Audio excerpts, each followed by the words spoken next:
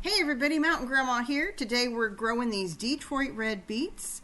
I'm doing this as part of the Survival Seeds 24 collaboration and also to win $100 from Grow Big TV.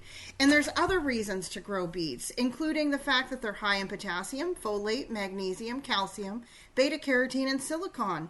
They're great for your blood pressure and heart disease in general because of the potassium and the folate that they contain.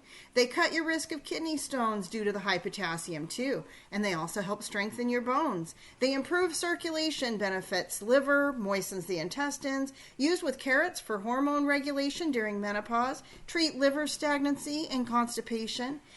Just one word of caution, they are high in, the greens that is, are high in oxalates, and if you eat them too much, like ridiculously too much, it can inhibit calcium metabolism. So everything in balance, my friends. Thank you all so much for watching. Join this challenge to win $100, and I'll see you on the next one. Keep your joy, folks.